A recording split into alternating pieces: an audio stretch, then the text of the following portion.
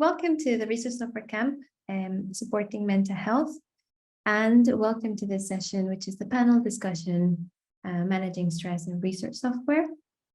Our chair today is Dave Horsfall.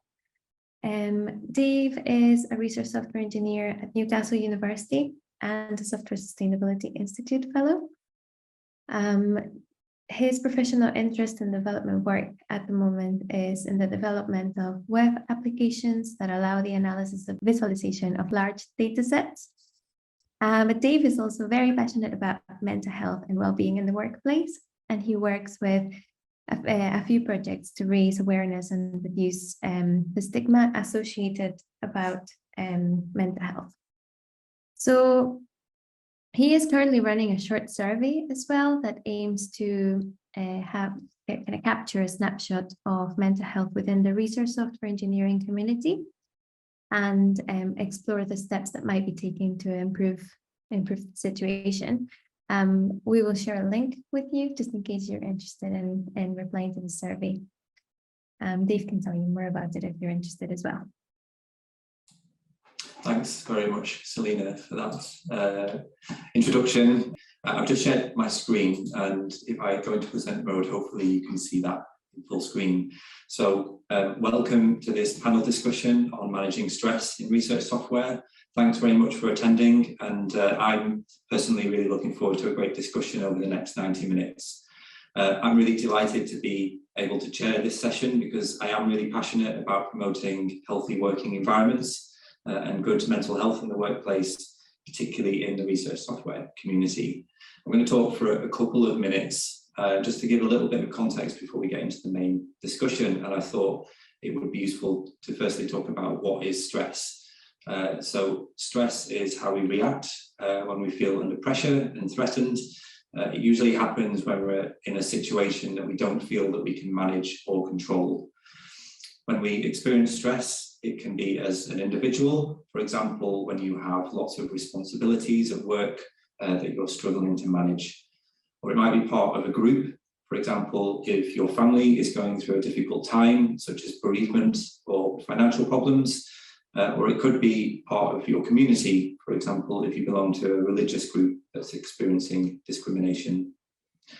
Sometimes a small amount of stress can help us complete tasks and feel more energized, but stress can become a problem when it lasts for a long time or is very intense. And in some cases, stress can affect our physical and mental health. So to try and just give perhaps a few talking points for the panelists and to get things going and to get just to gauge how everyone's feeling at the moment, I wanted to ask all of the audience, how would you rate your current levels of stress at work? So this is interactive presentation software, so you can go to menti.com and enter the code shown at the top of the slide there. I can't see it, so it's 35233278, and then you should be able to follow along and answer any queries that we have.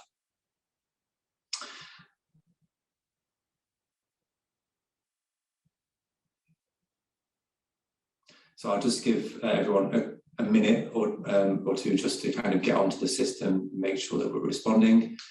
So you can select from plain sailing, treading water, or drowning.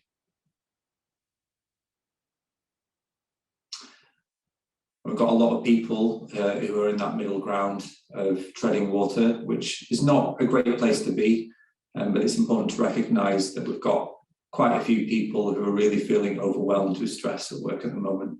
And we've got some people who are obviously doing a really great job at managing this. So last kind of opportunity for you to give some input. I wanted to ask all of you, what is your main source of stress at the moment?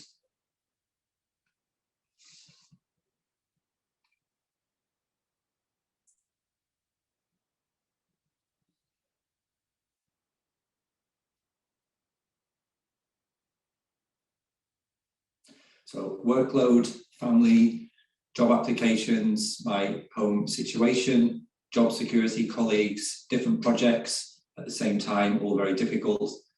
or very different, sorry, lack of management, understanding and support, quantity of work on my plate, understaffing, too much work, too little time to do it, keeping my plate spinning, deadlines before time off, uncertainties, dependencies, too many things to do, too many small tasks, interpersonal bullying, workload versus resources, continual addition of more tasks, lack of progress on big projects, amount of work, workload, ever-growing to-dos, progression, funding, hiring, retaining people, uncertainty of the future, being expected to do things when I have major tasks going on, too many projects, not enough time, workload, conflict.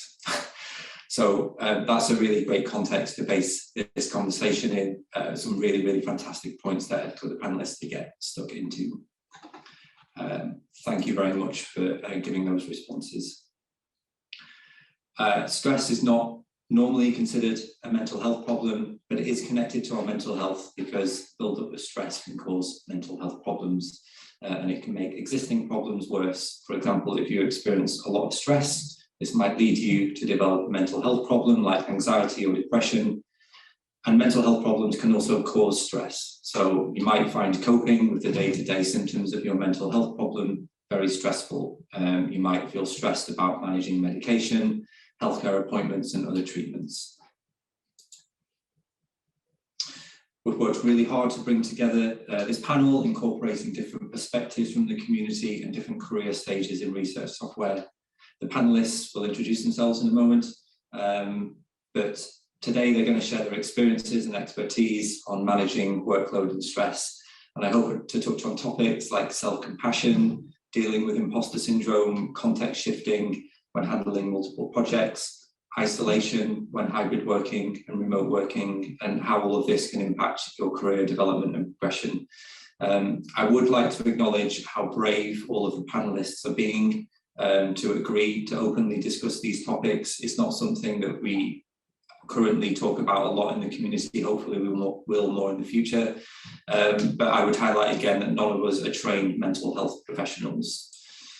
We are here to share experiences and strategies of coping with stress and hopefully maybe converge on ways that we can create healthy environments and supportive team cultures. The primary focus of the discussion is stress today, but it's likely that the conversation will span a very broad range of subjects, including mental health. So I'd like to offer a content warning for the audience that this panel may discuss complex and challenging topics around mental health, including suicide. We welcome any questions that you have. Please do ask them on Slido. The link, I think, has been posted in the chat. Vote for questions that you'd like to be answered so that I can try and prioritise the most popular ones. I'll switch between prepared questions and audience questions. I'm trying to group the questions into themes, so please bear with me if I don't ask your question straight away. It probably fits to a theme that's coming later. So with that, I'll stop sharing. And so I'd like to invite all of the panel members to introduce themselves and maybe make some observations or comments on some of the audience feedback as well. So start on my screen, and Eirini is first. No pressure. Okay, so yeah, hi everyone. My name is Eirini. I am a community manager at the Alan Turing Institute. So I'm actually not a research software engineer. I did, however, do a PhD on psycholinguistics a few years back, and experienced, well, a lot of stress during my PhD, as I'm sure anyone who's done one can relate to. I currently work in a kind of like third space or whatever position where I'm still involved in academia, but not doing academic research myself. So I feel like in that sense, I can empathize with some of the struggles that research software engineers might have, because I feel like those roles have similar benefits and drawbacks sometimes. Yeah, is there anything else I should say, Dave? That's perfect. Thank you very much. Bastian. Yeah, hey everyone. I'm Bastian. I'm also since the 1st of November at the Alan Turing Institute, and I also have to get out of my imposter syndrome, as I'm also not a research software engineer. I'm a researcher. My title is Senior Researcher for Participatory Citizen Science. My background is in biology and bioinformatics. So I did some software development, but more as in the role of being an academic. And I think I've been interested in the topic of stress and mental health in the academic workplace since my PhD, as I had during that time both a lot of stress myself, but also saw my colleagues and students that I was supervising go through it. And yeah, I think many of the topics that people mentioned in the Menti are very familiar to me. I think the workload, the uncertainty about the future, the job applications, I think this is maybe something that's quite similar in the larger academic world, and not just for researchers or research software engineers. And yeah, I will leave it at that for now. Thank you very much. Anika. Yeah, hello everyone. My name is Anika. I'm a senior research software engineer at University College London. Over the years, I've probably shifted a little bit between research. So I did try the academic route and establish a research program myself, but didn't succeed quite so well. I did move to the private sector as well and have worked more in a technical role, a software engineering role, and I guess now I'm at a stage where I'm trying to combine both. Over the years, I have at various times struggled with mental illness. I'm chronically mentally ill and trying to manage that alongside work. I'm hoping that by talking about it, I can share some of my experiences and some of the lessons learned that helped me. I acknowledge that not everyone is the same and everyone has a very individual journey, but maybe it's at least triggering some ideas that can support others. I'm very grateful for this panel to actually happen, because I think we need to talk, and we need to talk openly to reduce stigma and get everyone involved. Thank you. Thank you. Hannah? Hey, yep, Hannah from the UK Health Security Agency, so not a sort of typical academic institute at all. I am in an emergency response modelling and epidemiology team, so I thought I was pretty good at managing my stress levels until the pandemic hit, and we were one of the first teams to sort of start supporting the response and have been for the past 2.5 years.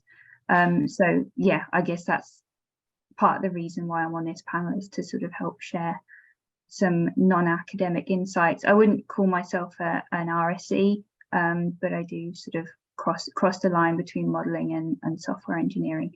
And the one comment I'm just going to pick up on Slido is someone mentioned that going for walks with a dog. So I got a dog at the beginning of the year, partly for her benefit, but also for mine, just as a way of making sure I got out and did a bit of exercise and got some fresh air. Thank you, Hannah. And lastly, Mark. Hi, I'm Mark Turner. I'm Head of Research Software Engineering at Newcastle University, which makes me Dave's manager. I've been an RSC here at Newcastle for 10 or 11 years. I've sort of lost count. Before that, I was in industry. My background's in web design and user experience. And then I've spent several years being an RSC, living that job of multiple projects, spinning deadlines, all that kind of thing. And then over the last 2 or 3 years, I've slowly built up a team of RSCs here at Newcastle, where I'm doing less of the coding and more of the management and the project planning and all that kind of stuff.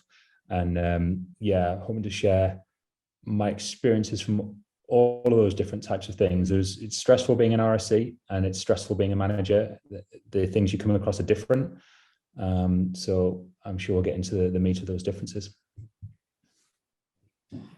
Thank you, Mark. Thank you for all of the introductions. So I wanted to kick off with a question about motivation, which some of you have touched on in your introductions. But I wanted to ask, why did you want to, and what was your motivation for actually being on this panel. So I'm going to go reverse the order, and as Mark warmed up, I'll ask him to start first. Sure. So I think, as a lot of you know, and hopefully Dave especially knows, I think mental health for RSEs is such a massively important subject. I've been very, very supportive of the work that you do, Dave. I think it's vital, even if all I'm really doing, I mean, let's be honest, you're doing all the work, but all I'm really doing is giving you the space to do that. And I think it's really important. I think evidenced by that of me giving you a little nudge to speak at the RSE conference in plenary and making you get out there and do it is evidence again that I think it's really important. And I think looking at it from 3 different perspectives as a manager. So I have my own sort of mental health things that I need to take care of. You also encounter the individuals in your team will come to you from time to time with different things. You have to be ready to support in different ways. And I also sort of view the collective of our team almost like a person. The team has its own mental state that isn't any one individual. So there's all these different layers. So I think being able to offer perspectives on all 3 of those is what motivated me, really. Thank you. Hannah. Yeah, in addition to what I've said, I'm not sure there is. Apart from talking about it is super important. So in our organisation, we've now got a software community of practice, and part of that is just getting people talking. And at some point in the future, we're hoping that Dave is going to come and talk to us. So it's just sort of supporting the discussions that are going on and creating time and space. And actually, as a personal point, it's important for me to do that for myself as well. So this, as well as contributing to the community, this is a bit of a personal challenge to come and appear on a panel. Thank you. Anika. Yeah, so in addition to what I said earlier, I think what shocks me the most is the number of people who still feel stigmatized when they admit to being in a poor mental health state, not necessarily a diagnosed mental health illness, but even just the fact of going through struggles. And I personally feel that nobody should struggle in silence. It should be fine to open up. It should be fine to be vulnerable. It should be fine to not be always high driving and energetic to the extent that we are when we are well. And I think the only way to normalize is to actually illustrate that that's something normal, that we all go through these phases and that we can talk about it and move on. We can move on as an individual, but we can also move on jointly as a team, as a community, as RSEs, as friends. So for me, it's really important that we start talking, reduce stigma, and create visibility for everyone that may need help. Thank you. Bastian. Yeah, I don't know I have much to add to Anika's answer. I think it's really a big motivation for me. I think there remains the stigma that people suffer through it alone, and then at some point many people come to a breaking point where it's really too much to them and they've been suffering for a long while, which is really horrible, I think, both for the individual but also for all the colleagues that then all of a sudden are faced with like that they did not get the option to give support. And I think the best way to normalize, not in the sense that it's like it should be normal that everyone is suffering, but to say many people are suffering and everyone can help each other. I think that's a big aspect where I think having a conversation like this is a great starting point to foster this conversation. Thank you. And Eirini, finally. Yeah, I think I don't have very much to add. I think everyone said it. I just wanted to kind of reiterate the point that this is quite personal for me as well. Like, I did struggle with stress and with my mental health during my PhD and since then. And I was one of the people that was too scared to talk about it, and feeling the positive effects of being open about that, is a big part of what motivates me to talk about it now as well, and hope that it helps some other people too. So that's it. Thank you. Some really great comments, and it's inspiring to hear. So I'd like to really start talking about the causes and symptoms of stress in roles and the space that we operate within in academia. So I have a few questions around this, and I know that in the introduction we heard from the audience about things that cause them stress. I wanted to ask each of you what causes you stress. Can you relate to anything that you saw? So what causes you stress in your role within research software?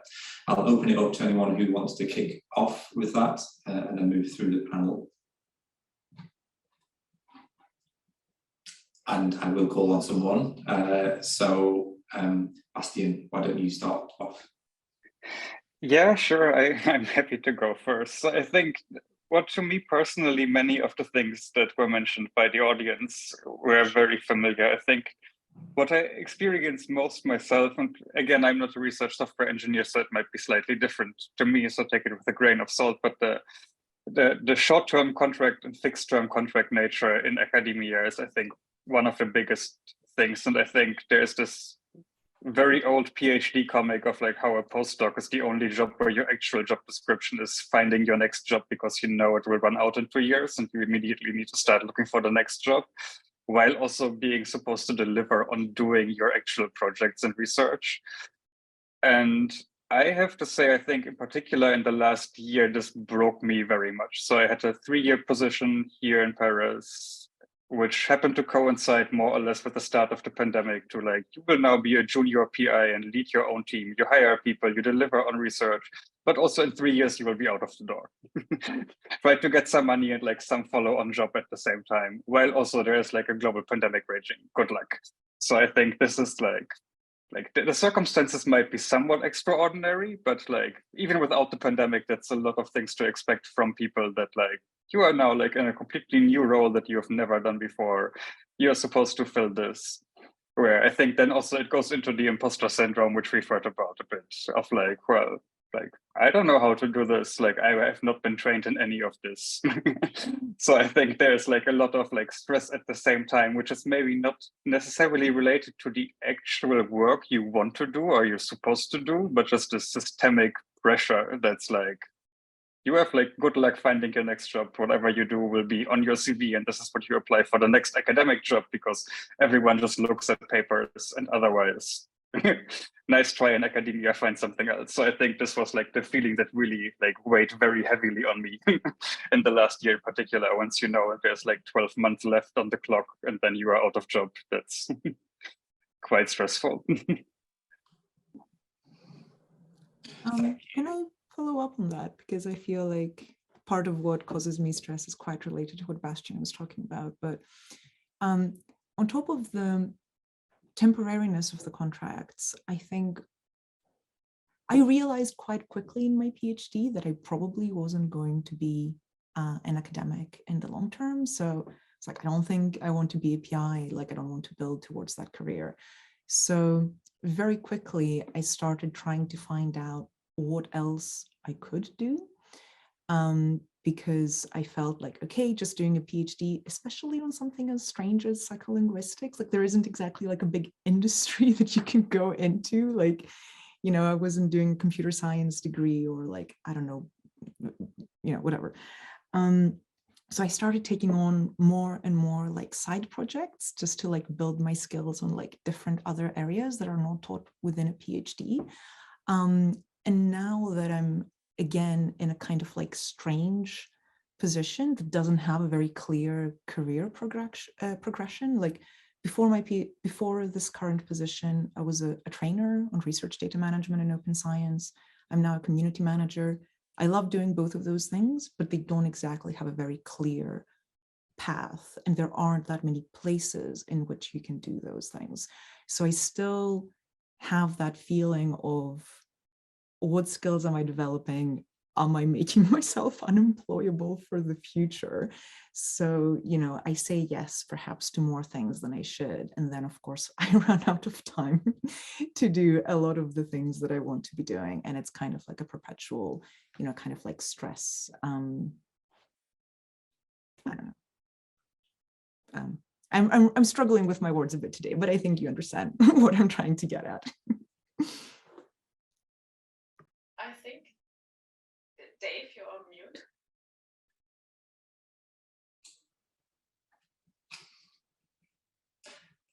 Thank you. You can hear me now, yes. Hannah, you work slightly outside classic academia. What kind of things cause you stress in your role? Yeah, I've just jotted 3 things down. So workload over the past 2 years, with, you know, we would get requests from government with sort of two-hour turnarounds, or we needed this work yesterday, thanks. And that wasn't just a one-off, that was a continual thing. So there was, you know, the workload stress, and then sort of the added pressure of where it was going. You'd sort of send something on, and then maybe 2 hours, 3 hours later, you'd see it, you know, being quoted on the TV and stuff. And then there's that sort of worry about, have I done it right? Is it right? Which then adds to next time you do it, because you know where it's going and so on. But on the flip side of that, sort of the really big high pressure COVID response has been winding to an end. So it's becoming part of regular daytime work. And actually I've been surprised at how stressful I've found that drop off in workload, because readjusting to normal work has been quite difficult, because you're sort of thinking, oh, I'm not producing the sheer quantity of work that I was, you know, 3 weeks ago or 6 months ago, and just sort of resetting my mind in terms of, actually, that was an exception, that shouldn't be normal. And then the third thing I'm just going to say, because I'm fairly new to the RSE community, like I go to loads of talks, I meet loads of super interesting people doing really cool work. And whilst that's broadening my horizons in terms of tooling and practices that I should be doing myself, it also makes me super aware that I don't know a lot of stuff. And that causes me a fair bit of stress, because I have to do something, but I know I'm not doing it in the right way or the most effective way. And I'll stop there. Thank you. Mark, what causes you stress? Oh, maybe me, I'm not sure. No, it's definitely not you. No, I'm just going to take it in a slightly different direction with, from Hannah there. I think, and I'm well aware that I will maybe be a massive outlier here, but one of the most energizing parts of my job is the imposter syndrome. I sort of live for that. It's just my personality type, perhaps. Like the bit of my job that I love is going around the university, meeting new academics I've not met, and just have them tell me about their research, which are obviously areas I know nothing about, and then try and help them by staffing RSEs onto their projects, and we work together. The bit that causes me stress in all of this is because I love doing that, I'm not doing a load of stuff I should be doing, which is all the more mundane, particularly financial stuff. In software terms, these are all implementation details. It's hand wavy, and you know, future Mark will deal with that to a point where, you know, it gets to crunch time, and like the finance and project support teams need loads of numbers and spreadsheets and stuff, and I haven't done it.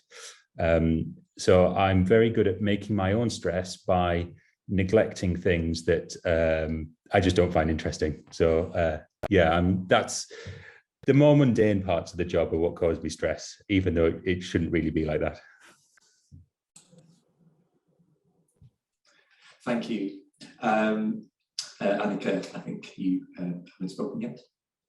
Yeah, I guess I can say that I'm on the opposite end of what Mark just described, because I actually quite like having a set of tasks that I'm going through, and as soon as they come up, I can work through them and basically structure my workload around that. the one that really gets me is when I have to go out, I have to talk to people, and I'm aware that I need to do that because I'm introverted by nature, and I sometimes feel like I don't get enough time to recover before the next meeting. So while some people thrive on having meetings from morning to evening, for me that's a day lost, and it takes me a few days after that to recover. So things that stress me around that is having unclear workloads, not being clear about expectations, change in expectations over a very short period in time. Also, what I find stressful now with the pandemic, I have 4 office spaces that I travel to, which, you know, I need different modes of transport. If something fails on the way, that's just an additional cognitive load on all the day-to-day work that I'm doing, which in itself isn't exactly stress-free.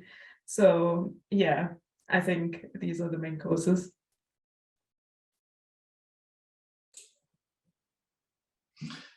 Thank you, everyone. Really interesting to hear quite different sources of stress there, quite a lot of diversity. I'm just going to stick with the kind of causes of stress for a little bit longer. So from my experience, the RSE role tends to involve switching between quite a lot of projects, and those projects might not have very precise requirements or deliverables. And I think this was mentioned several times with the audience feedback as well. Does this sound familiar to you? Some of you have kind of touched on it already. And do you find this type of context switching stressful? Eirini. Yeah, I think that is something that is a bit different in my position as opposed to an RSE, because I'm not contracted to work on multiple projects. I'm contracted to work on one thing for the time being until the end of 2024. I do make my life difficult by doing more things. And I definitely find the context switching stressful.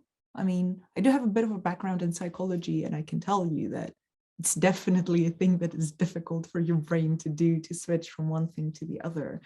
And I could definitely imagine that for someone like an RSE, where writing code is definitely something that you need to be in a deep, focused state to do that. Switching from one thing to the other all the time is definitely something that is very, very difficult.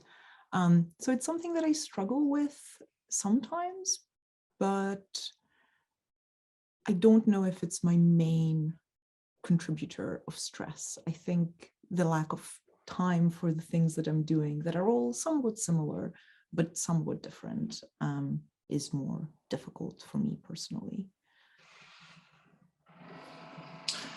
Thank you. Anika, from the RSE perspective, do you have any input on this? Yeah, so I really see that, and I have certainly felt the influence of it on me personally, because it's not just that it's a domain shift in some cases, or even if the domain is related, it's a technology shift, it's a team, the colleagues that you're working with, and you kind of have to go through establishing the work context, establishing the project context, establishing interpersonal relationships.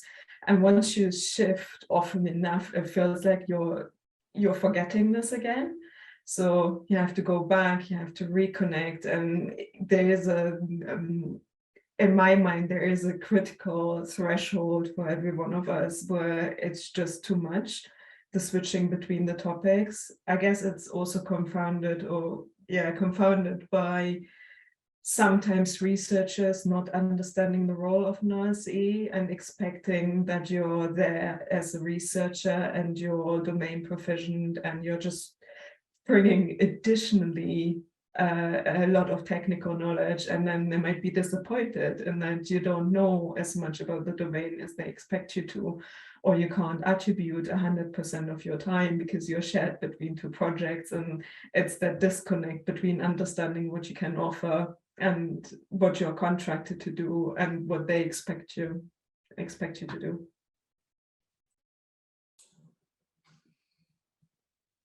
That's great. Mark, do you have any comments on context shifting? I was trying to think of a comment or an answer for this. I think it's quite difficult in my role because I see myself as that interface between the RSEs and the team and the wider university systems and teams that we have to work with. And to a large extent, we march to the beat of their drum. So it's quite difficult to wrestle control, even if I wanted to, of my own workload. Well, not total workload, but the context shifting, a common tactic would be to really wrestle control of your own calendar and diary and time block certain activities to do that. When you're in these interface roles, you just can't do that because you're not in complete control. Like I could say, oh, I'm only going to meet with academics on a Monday, but that's not going to survive contact with reality because they need other things on other days of the week. So it's quite a difficult thing to solve. I think for RSEs, I've done my best. It's sort of, well, I hope it's been beneficial to the RSEs. You'll have to tell me, Dave, but having done that job myself for a number of years, we settled on this system of only 2 projects at once. And so it's 50% chunks, and we allow the RSEs the flexibility to decide whether they do sort of 1 week on, 1 week off, or whatever system they want within reason. So we do our best to make sure that there are these unwritten rules of how much people can take on. Obviously, things get stretched, and I can count multiple examples where that has not happened. We've had to bring in a rule around how many MSc projects we supervise because some people really love doing that and will take on too many students. So, you know, it's about fixing things when they break or don't go quite right. You spot them and you then put in rules to make sure they don't happen again. It's more criminal to see the problems and not do anything about it. So where problems crop up, we try to step in and do the right thing. Thank you very much. Hannah or Bastian, do you have any comments on this before we move on? Yeah, I mean, from my personal experience, I think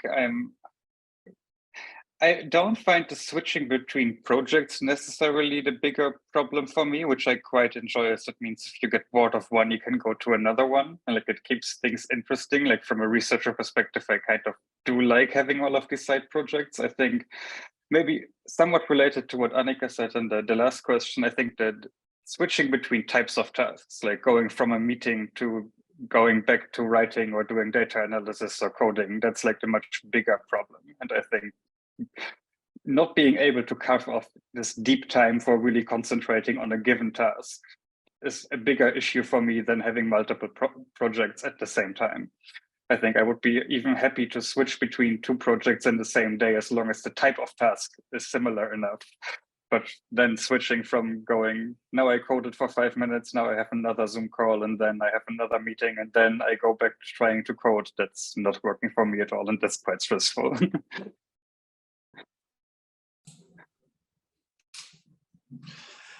Hannah, do you have any quick comments on this? Nothing to add. Thank you. So I do want to move on to kind of the next theme, which is strategies for dealing with stress and how people can cope with these. We've got lots of questions, and most of them are focused on this kind of identifying a problem and then how do we deal with this. So I'm going to go straight to the top question next. So as an RSE, how do I cope with the need of learning new skills whilst working on the project? So Anika. Yeah, so what I find helpful for me personally is to basically agree with a project manager what kind of areas they feel is needed that I learn, but also to agree upon a time frame of how quickly, because sometimes it's perfectly fine that I have a superficial level until I actually come to the point in the project where I need a specific knowledge and it can be delayed until then. I also try to identify courses, because sometimes the researcher actually has a tutorial of some sort that one can go through, and it actually also helps the relationship. So once you build the project team, the researcher might be able to give you resources to train or train with you. The other thing is to carve out time. So sometimes I say Friday afternoons, because I know everyone else is busy or already in the weekend mindset. I say, okay, I take a Friday afternoon just to learn, not off in the holiday sense, more off project work, and then make that a targeted learning session where I basically say, I'm away, don't interrupt me, switch everything off so that I can focus on the learning itself.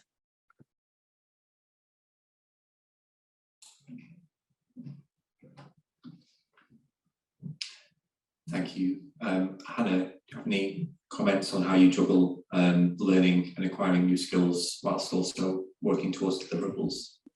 Yeah, I mean, I've got a fairly recent example of how I didn't do it very well, if that helps. So continuous integration is something that I'm just learning about, which I feel like I should have learned about a long time ago. So it feels a bit vulnerable sharing that to a community of RSE, but it's the position I'm in.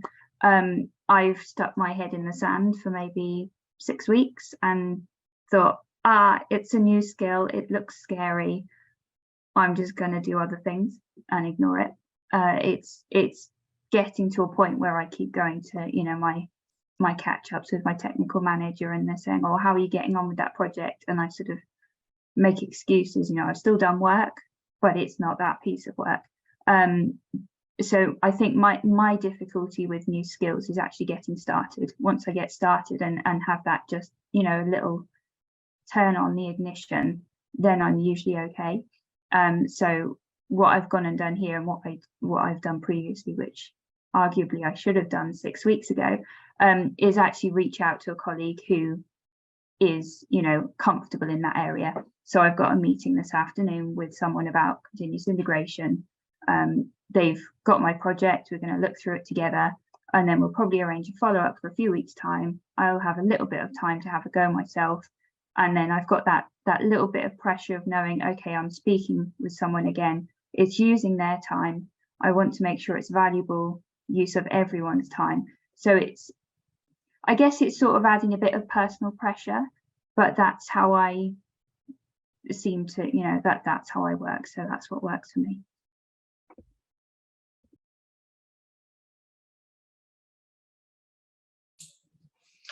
Eirini, did you have your hand raised a moment ago? I did, yeah. I just wanted to say that, okay, I'm not an RSE, but when I'm stuck on something that I need to learn, I just go and ask someone who knows, because, yeah, exactly what Hannah said. I find that very, very effective and a much easier way to get started. Exactly what Hannah said.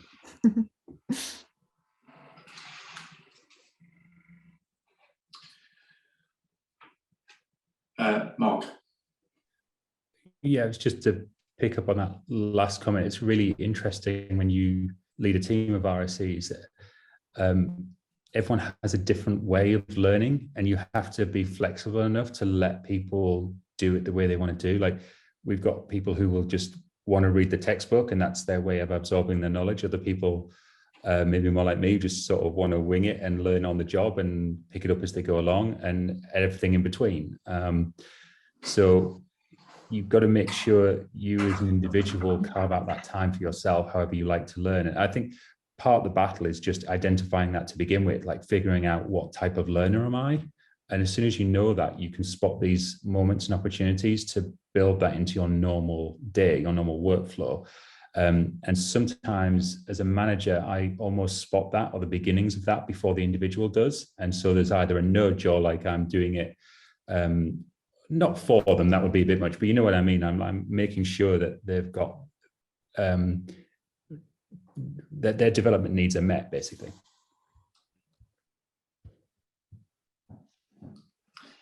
Thank you. So there's another kind of question here that I'd like to address. So how do you handle the feeling that you spend too much time on side activities like admin or grants versus your core work. So interestingly, we heard from Mark, who considers himself like solely in one particular role. That's quite a fortunate position to be in. Not all RSEs feel like that. They can kind of feel that they have a lot of responsibilities across a broad range of activities where this might start to creep in. So any kind of comments or tips from the panel on how to kind of handle this feeling, Bastian? Yeah, I mean, again, that's maybe my view as a researcher, but I think there's both to this question and the earlier one a bit of like this divide of what is part of your work and what allegedly is not part of your work. And I feel both learning new skills is part of your job in a sense, and it's part of it. It's not a lesser part of your job. No, it's a key part of your job, also learning the skills you need to do the technical implementation of whatever you want to do in a sense.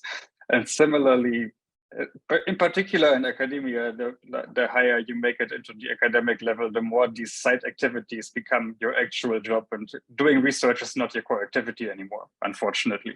As much as people might love to continue doing research like they did as a postdoc or as a PhD student, once you lead a team, doing the admin and writing grants becomes your actual job description, and the rest, if you have still time left, becomes the fun bit you actually want to do, maybe. But so I think it's partially, at least to me, like a reframing and of just acknowledging and accepting that it's part of your job. It's not that no one expects you to do this and you feel like you have to do these side activities. It's an equally important and key part of your job. And maybe that's, to me at least, like this realization made it a bit easier, even if I, in a sense, similar to Mark, I hate doing the admin work of like the budgeting and like getting the numbers. It's not what I want to do, but I've come to accept it's part of what I need to do. It's part of my job, and for better or worse, that's at least like gave me a bit of like reduced the stress a bit to say, oh, like, but I also have like all this actual work to do. No, the other thing is also actual work.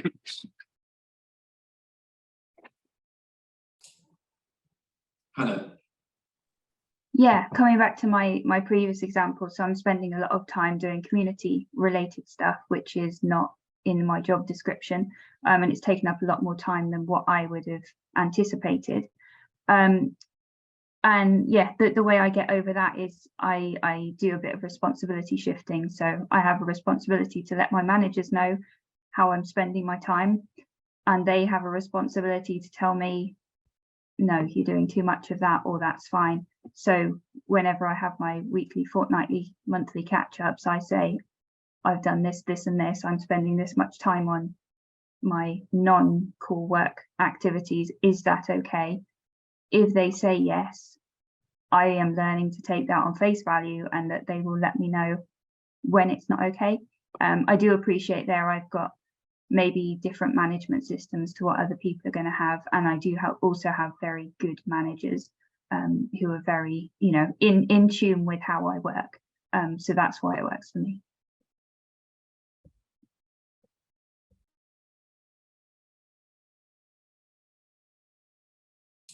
I think for me, sometimes I have a feeling that I'm doing a lot of non-programming tasks.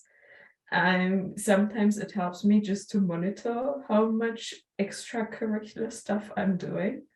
So I guess similar to what Mark is saying, that I don't like to do that that work very much. I like it to be organized and getting on with the tasks that I have to do. But natural preference for me would be choosing a technical topic. But in that sense, I'm trying to bring one time slot that's dedicated to just the outside work, and if it fits within that time slot, then everything is great. And I'm trying to not let it split across the week so I can't monitor it. So for me, it really helps to, let's say, dedicate an afternoon or dedicate an entire day to just finances, look after my line reports, do any sort of paperwork around that. So yeah, time tracking and isolating.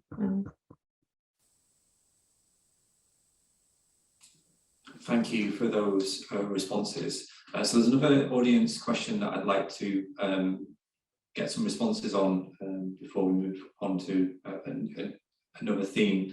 A main tension of research work is between the kind of windy exploratory paths that we might take versus the need to actually make progress.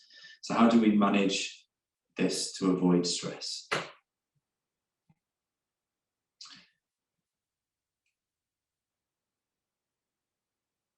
And I invite people to, the panelists to raise their hand if they'd like to tackle this one. Mark, thank you. I think that it's a difficult thing to do, but to change the mindset around that really, because those windy paths that might be dead ends are work. They are the answer. Like, I think a lot of people, part of the culture around getting the next research grant and things is this implication that you must be successful in your last one. But a research paper that is, we tried this, it was absolutely awful, no one else should ever try this again, is an answer to a question. And I think just changing your idea of what a successful grant is means that you are more willing to accept the long and windy road to get to whatever the output is, good or bad.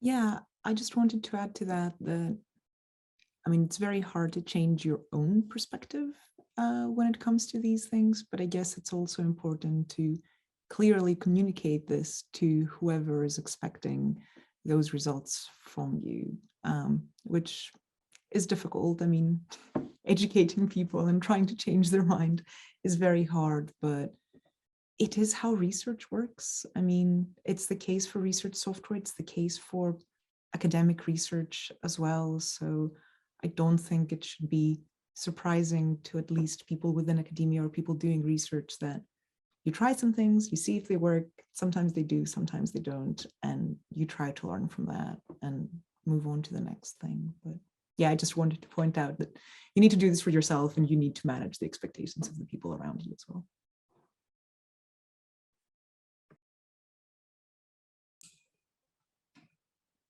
Bastian. Yeah, I think just to follow up on Eirini, I think that it's also like, if you are in the position of supervising others, which I guess some people here at least are, then like, even if like you cannot easily change your own mindset, and not even the people that supervise you, but at least you can clearly communicate this to the people you are supervising. And I think that's very important as well. It goes in the other direction as well. You can help making other people's lives a lot easier if you clearly communicate that this is not wasted time. You have been doing research, this was work, and you made progress. And the way we make progress in science 99% of the time is by trying things that don't work and rolling out yet another way in which we could make other progress. So I think if one can communicate this, you have the possibility to communicate this to other people that you are supervising or managing. That's really important to do and regularly do, I think, because people easily fall back into this mindset of saying, oh, I wasted all this time, and to say, no, this was not a waste of time. You did some important work there. That's great. And now we go and try the next thing. And that's what research is. Perhaps also following on from that is raising his awareness of what has been established by the end of it, because quite often I feel that we are saying, oh, that didn't work out, but the finding of that it didn't work out in itself is a result, right? And acknowledging that we have come to the point that we know now that it didn't work as such, and that was important. The other thing that I feel is that sometimes we are not as transparent, or I noticed that about myself, that I'm not as transparent as I could be when I'm taking an explorative path versus one that is well traveled in my mind and that I have understood well. So it's also communication with the outside world when I'm feeling I'm wasting time by doing explorative work versus something else, and trying to engage others that might have traveled the path beforehand and give me insights. So just because I've been given a task doesn't necessarily mean that I'm the best qualified person. I can reach out to others and get their input and therefore shorten my path to success.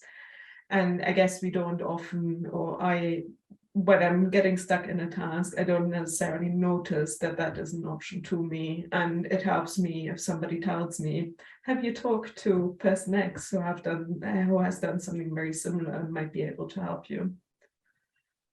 So yeah. Thank you, Eirini. Sorry, I just wanted to add one thing to that, and I agree with everything you said, Anika. I mean, part of my job is to tell people to do things as openly and transparently and all of that, right? And I feel like documenting those things and taking the time to, write that down, try to get it out there as a preprint or, a journal that takes null results and stuff like that is really important and is something that really requires, actual culture change in academia of acknowledging those things as research outputs that are worthwhile. So I just wanted to plug open science. Yay. Thank you. So what types of support do you have access to at work for well-being and mental health? And have you ever used any of these, and what was your experience? So I'm going to actually call on Anika to answer this first. Thank you.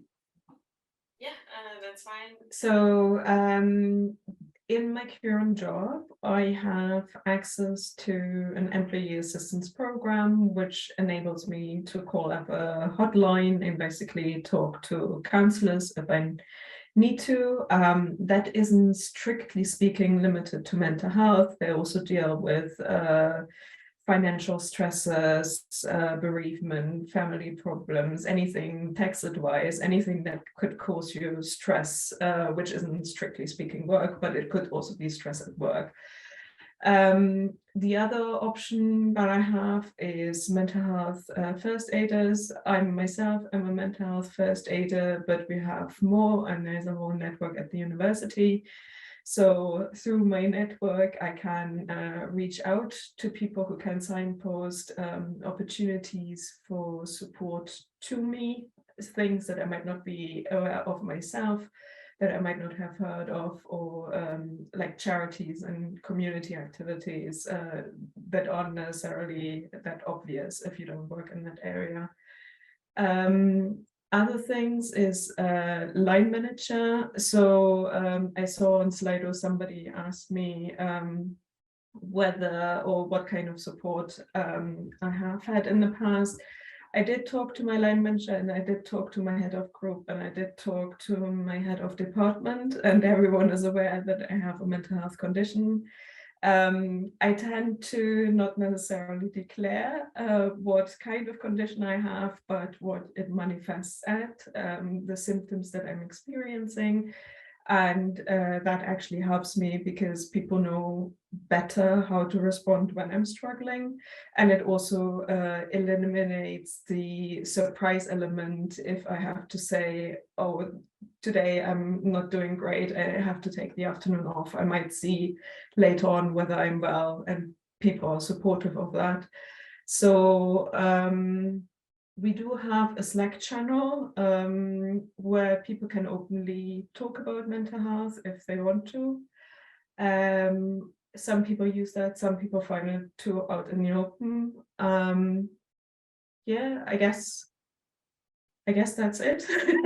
I feel like I have quite a broad range of things that that I could use to be supported at work, which is good. Oh, occupational health. I forgot. Occupational health I could use as well.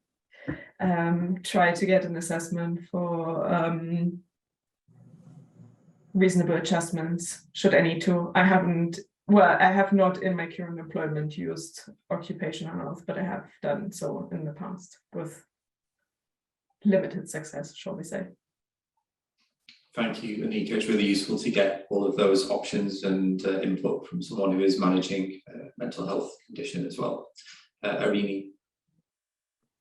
Yeah, I just wanted to add to the very extensive list that Anika has already talked about.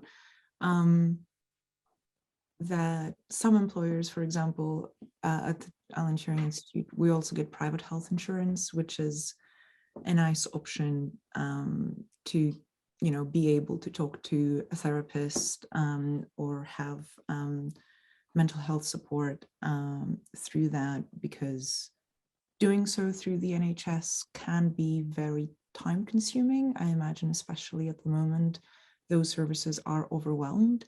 So I would suggest just check if your employer offers private health insurance and if they cover mental health, because that would be very, very helpful. Something that I have access through our current workplace at the Turing is something called external supervision, which is, we have access to a person that does not work within our institute itself, and you can talk to them about stressors at work or outside work, and they can provide guidance as well, which is also very, very helpful. I have not access to occupational health in my current position. I have in a previous one, and as Anika had quite mixed success with that. So I just wanted to flag that even though that is there and it is important, I find that limiting sometimes that is, for example, the avenue you need to take if you need to take time off from work, because the extent to which those people have been trained on mental health specifically can vary. And you can be lucky and have someone that has been trained, or you can be unlucky, like I was, and get someone that has not been trained on mental health. And that was a semi-traumatic experience for me. So, yeah. Anika, follow-up comments on that? Yeah, I just wanted to make one additional comment on the occupational health. One thing that I find a lot more helpful was once I had a GP that I could talk to. The GP actually helped me to write a letter to the employer and make recommendations of her own. And that was a much more, in my mind, a much better approach for me, because my GP knows me and knows my health history and what has been triggered and what were causes or symptoms that I was experiencing, and therefore could communicate that. Whereas an occupational health interview, which is a person that you don't know, and they ask you some questions that might be influenced by what your management wants to know, but hasn't seen you otherwise, can be not very helpful indeed.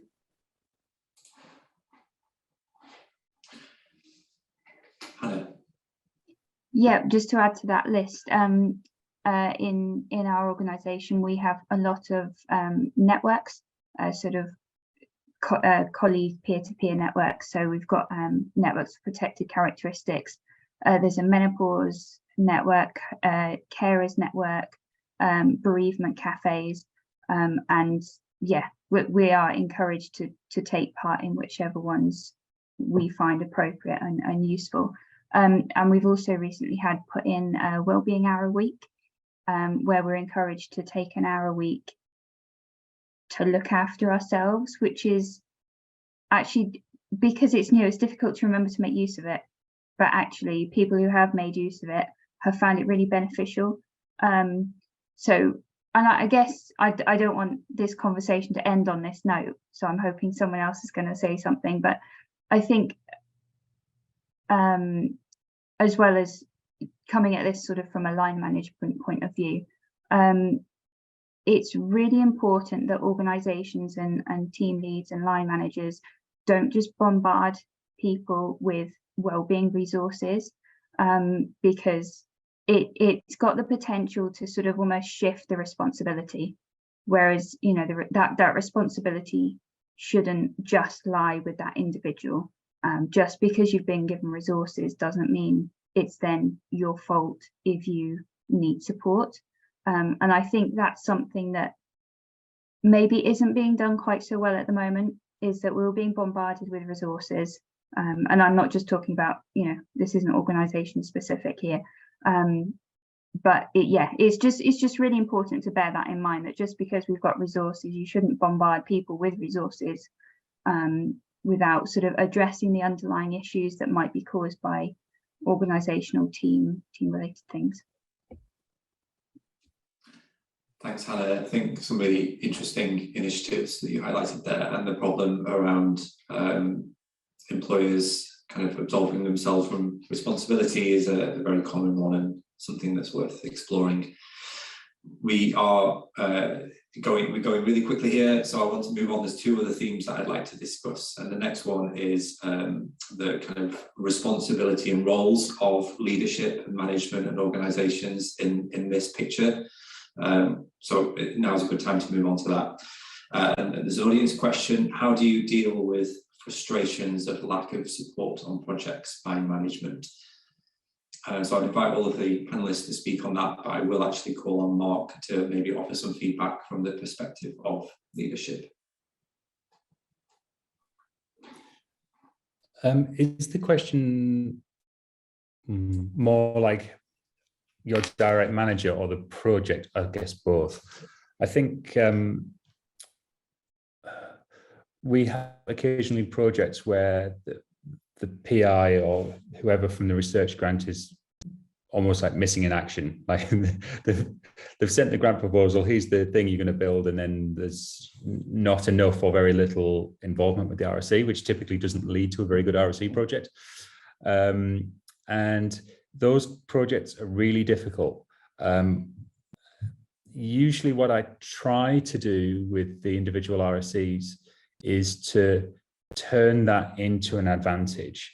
If the PI has checked out for whatever reason, then so long as the project doesn't wander too far from the original aims, you can turn it into a learning opportunity. Maybe there's some technology you always wanted to try. Maybe there's some new thing you wanted to learn. This is a chance to do that, because you don't have anyone else setting the aims of the project. The RSE almost becomes the project manager. There's, again, not a great situation to be in, but there are things you can, that it's the silver lining on the cloud. What can you take from this difficult project that is still valuable to you or still interesting? So I try to bring in that mentality. In the background, I'm usually emailing and becoming increasingly persistent as to get the PI to re-engage with the project. So I'm sort of playing both sides, as the looking after my RSE and making sure they're as happy and engaged in the project as they can be, whilst also trying to re-engage the PI. But it is really difficult. It's a challenging question to answer.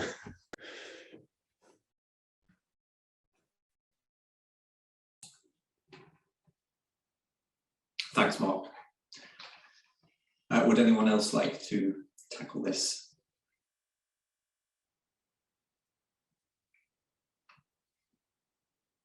I feel that sometimes it has something to do with who screams the loudest. And in some ways, sometimes it's just to be persistent in your communication and say that that is what you need. Because I feel that while we say we are juggling with too many things, I do think that that is very common. And if I see more senior people within my team, they're juggling also lots of different things. They might not be involved in the detail of the projects, but they might have more projects to look after.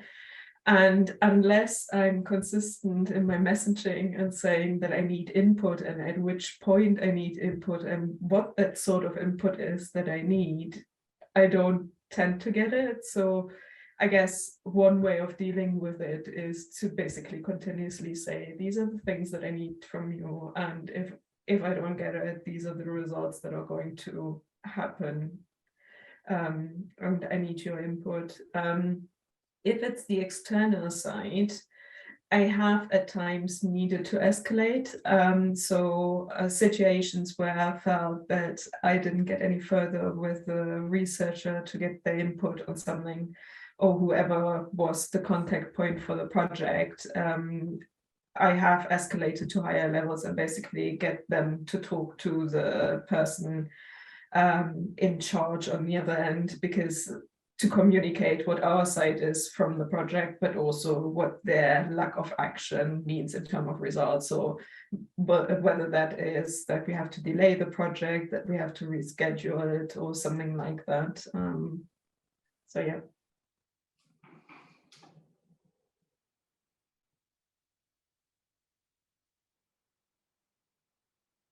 Thank you, Anika. If there's no final comments on that, I'll move on to another question from the audience, which kind of takes this conversation, I think, to the extreme. So in my previous and first RSE role, I was discriminated against horribly by management due to my mental health, and ultimately I left the role due to that. How can we stop these situations? So I'm very sorry to have ever posted that. It's a really awful situation to be in. And I would comment that you still appear to be in the RSE community. So hopefully we can maybe turn this around. But if anyone has any comments or experience from that, that would be great. Eirini. I don't have an answer to your question of how do we stop that from happening. I just wanted to commend you on quitting, because it's sad when that is the only solution you can find, but it's also really important that you are able to put yourself first, acknowledge when you are in a situation that is unhealthy for you, and look for something better. So I'm very sorry that happened. I hope you are in a better position at the moment. And yeah, that's just all I wanted to say.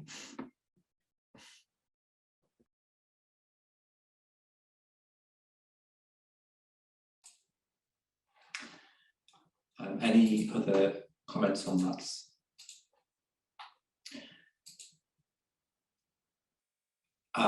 So there's a couple of questions on sticking with leadership for maybe a moment or two.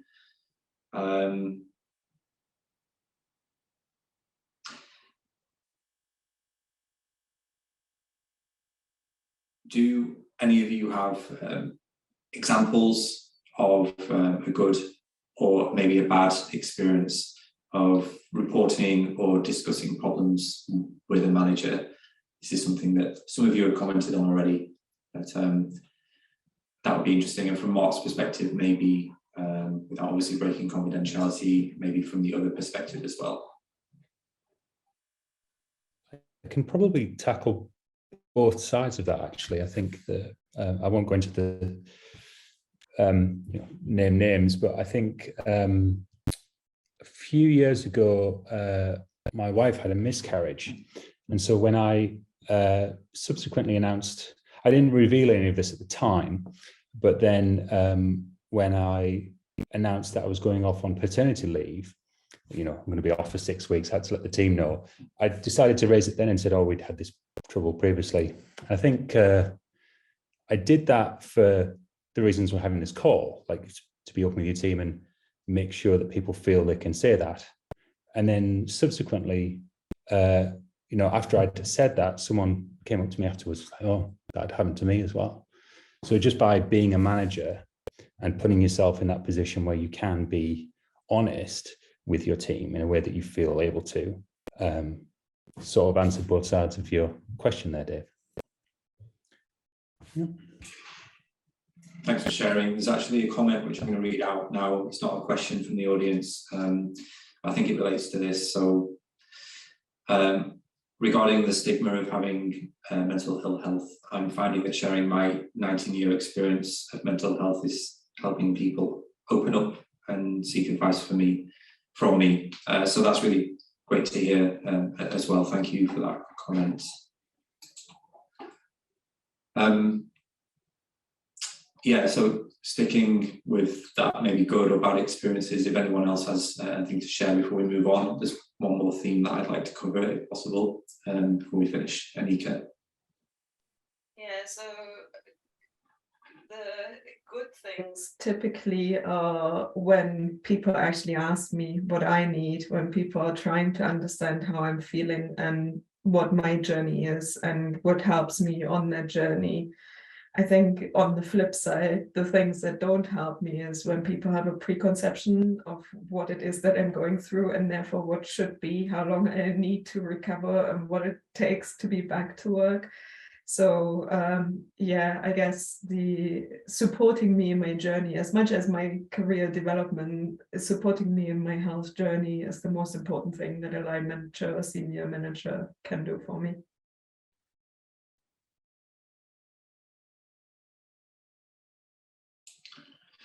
Thank you. So I was with a final theme, I was hoping to cover kind of team culture and hybrid working to some extent.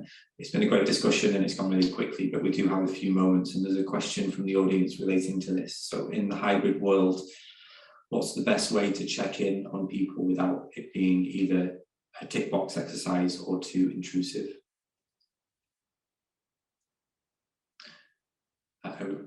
Bastian.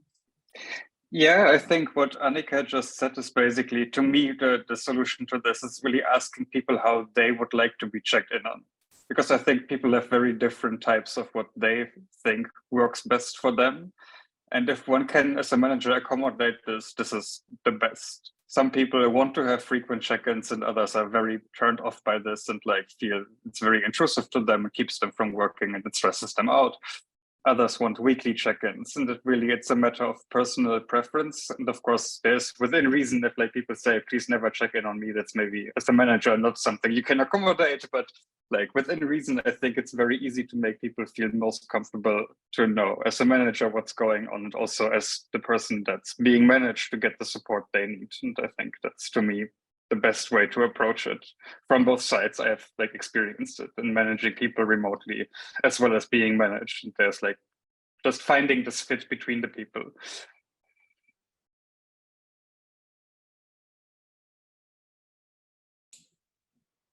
Thank you, Eirini.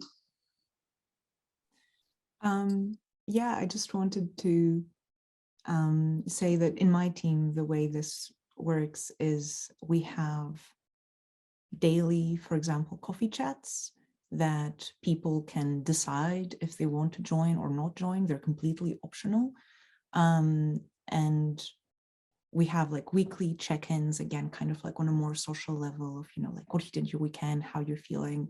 All of those things are repeating, and people can engage with them as much as they want, which I think is a really, really nice way to do this, because you choose how much of it you do, and by virtue of it always being available, it doesn't feel like someone's trying to like prod you about like, oh, specifically today, like, are you not feeling well? Maybe you look a bit, I don't know, whatever. So I just wanted to mention that as something that we do and I think works really, really well.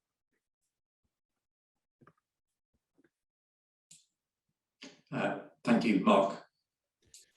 Yeah, just to echo both those comments from Bastian and Eirini, really, we, well, you were there, Dave, you lived through the pandemic with us, trying both of those things, having we had a couple of times a week that you arranged for the team to get together and have coffee remotely. And then I was having my regular one-to-ones with people that were just mainly to discuss work, but I just had to pick up people's personality types and tailor my directness accordingly. Some people just prefer to be outright asked quite almost bluntly, like, is everything okay? And other people prefer a more tactful or different type of answer. I would say from the management side, where you're checking in with people, where you're not the one who needs to be checked in on, the pandemic was incredibly hard because of the square box that we're all currently sat in. It's the going in front of a camera, a webcam, is a performative act. Like, people can say one thing on Zoom and it not be what it really is.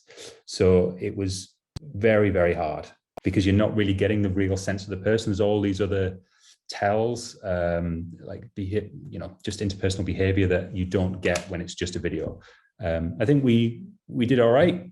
Well, it's for my team to judge, but I think we did all right. But it was hard. It still is hard. So yeah, that'd be my only comment.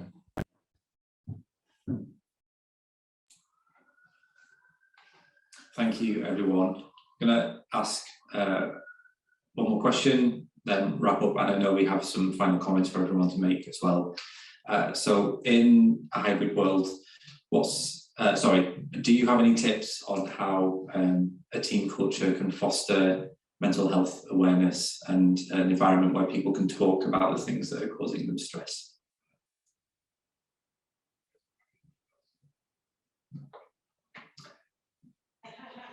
Give everyone a few seconds to think, and then I will call on Hannah.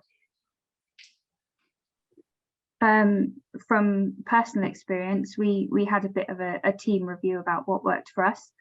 We were having 3 meetings a week, and we all sort of got an opportunity to put our views forward about what worked, and we decided actually having a dedicated one of those 3 dedicated meetings as like a sort of well-being check-in slash updates on organizational stuff, so that we all knew on Friday we were getting updates about what was going on, was really settling. And you know, if you've got an option to you know, you've got meeting overlaps and whatever, you know which meeting to prioritize, but also with that well-being section, it's given people a lot more opportunity to share things. So we've had team members give talks about experiences and how they've managed with certain things. So for us, that's been a really positive thing. Thanks, Hannah. I'm just going to pause there and do a little bit of wrap up. We would love you to offer some feedback on this session. There's going to be a form that's sent out via Eventbrite, and I think maybe it will get posted into the chat as well before you leave. We'd really appreciate you spending a few moments to give us some feedback so that we can understand what people thought of this session. Thank you very much for coming, and I'm going to invite each of the panellists now in 30 seconds or less to share a recent experience at work that made them feel really fantastic or thankful, because we have talked about stress a lot. But there are some really positive things about the jobs that we do, and we kind of want to finish on that note. So I'm just going to go across the screen with this, and Eirini, you are at the top. Yeah, so this is not exactly answering your question, so I do apologize. I'm going to again say something about a tool that we use at work that gives me continuous enjoyment rather than one thing that made me happy. And that is a Slack channel we have that is called just the Appreciations channel. And you just go there and you say nice things about your colleague when you've worked on something together and they really helped you with something.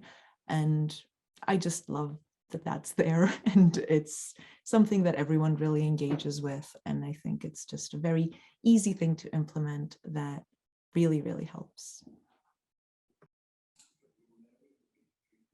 Bastian. Yeah, so with like not even a week in my new job, it's really hard to say, but I think what I so far really enjoy, I think, is what Eirini just said about the way of like having these like scheduled more or less daily coffee meetings of just like getting to know your remote colleagues, which you might have never seen in person, and not only because it's just been a week, but because they are not living close by and they never come to the office. Just like having this scheduled optional time for getting to know people, to not just make it about work, but people like share images of their animals or have them running around in the background of their Zoom, or like just chatting about non-work things, to keep it like the social thing that I think many of us are missing right now because of remote work and working from home. Is like really important to me, to keep a sense of that it's a team and not just a collection of people working on things. Thank you. Anika. Yeah, for me, it's one particular example, and it goes into the same direction of what Eirini was saying. I had a recent joiner, and the onboarding is over, but they then posted on Slack how well the support that they feel. And it might not be me supporting them, but the fact that they stood up and actually said that they feel supported really warmed my heart. There's about 6 of us that are organising an internal hackathon. At times it's absolutely mayhem, but we're all sort of muddling in together. You know, it's a different way of getting to meet colleagues rather than, you know, dedicated social events.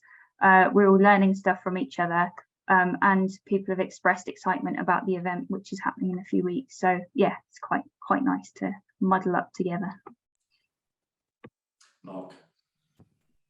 I mean, it's hard to look past the RSC conference really in September. I think massively stressful year of my life with a huge team putting that together. I think it wasn't so much putting the program together that was the stress. It was the fact that it's my hometown. You felt this pressure of like a 350 person house party. There's pressure of everyone must have a good time. But yeah, it was amazing. Yeah, super stressful, but massive high at the end. Really incredible experience. Thank you so much, everyone. And that was a really interesting discussion. Sorry for running over by 2 minutes. And all that's left is for everyone to say thank you to all of the panelists.